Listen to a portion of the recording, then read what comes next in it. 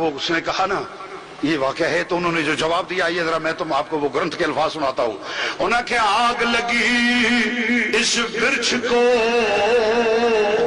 اور جلنے لگے اس کے پاؤں.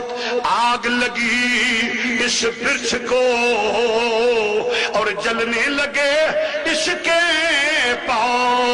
انہیں کہا تم کیوں رو پنچھیو جب پنکھ تمہارے ساتھ. تم کیوں رو پنچھیو جب پنکھ تمہارے ساتھ. انہیں کہا کیوں روندے ہو پہ تواڈے نال پر لگے ہوئے نے تواڈے پر موجود نے.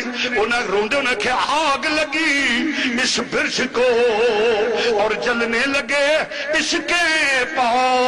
اور بابے نے کہا پھر تم کیوں رو پنچھیو جب پنکھ تمہارے ساتھ. انہیں کہا بابا نانکا تو بڑا دانشور سمجھیا جاندہ ہے تیرے متعلق بڑیاں گلا تو تے بڑا بے وقوف آدمی نکلیا.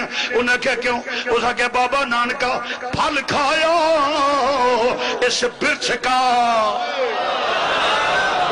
بابا نانکا اس درخت اتنے طوفان آئے نے آندے آئیاں نے زالہ باری ہوئی ہے بڑے بڑے طوفان آئے نے تے کی ہویا ہے ساڈے پیو دادے نو پناہ ملی ہے کھان نو پھل ملی ہے انہیں ہر مشکل ویلے ساڈا ساتھ دیتا ہے اتنے سا پناہ لئی ہے.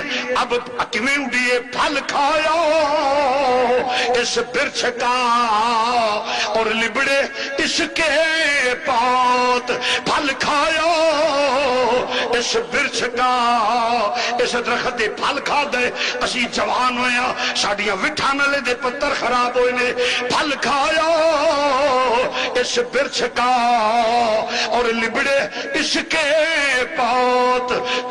لبڑے اس کے پاؤں. اب پاٹھا ہمارا جیونا جن مریے اس کے ساتھ. اب پاٹھا ہمارا جیونا جن مریے اس کے ساتھ. اس آکھیا جی آج اٹھ جائیے آئے والیاں نسلہ غدار کہن گیا بے وفا کہن گیا.